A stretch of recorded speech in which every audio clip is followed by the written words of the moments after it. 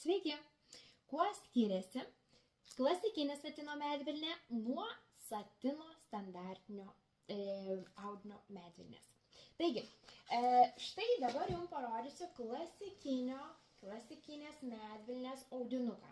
Yra vienas raštas, yra su gėlytėm, yra su langeliais, iš tikrųjų daugybė skirtingų dizainų.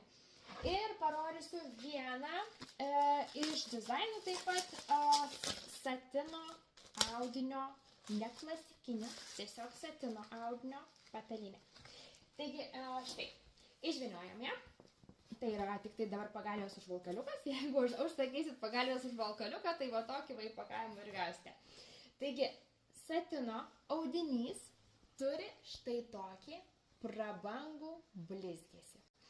Jisai tiek vienas, tiek kitas yra pagamintas iš 100% medvilnės, bet satino audinys, pasižiūrėkit, šiek tiek bandau parodyti, jis tokį turi švelnų žvilgesį, blizgesį ir yra labai minkštutis, be galo švelnus, tai yra apdirbtas sviestiniu efektu. Taigi toksai kaip sviestas, labai švelnus.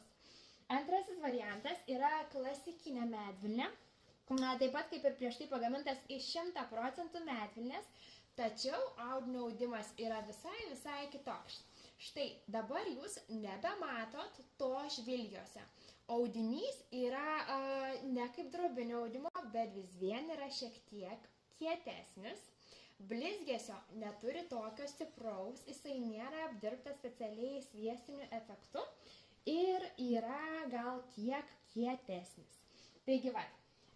Vienas audinukas, tai yra klasikinės medvilnės, štai toks, matot, to blizgesiuko nėra, nes vienam blizgesys patinka, kitam blizgesys nepatinka. Taigi, vat, turite pasirinkimą. Satino audinukas arba klasikinė medvilnė.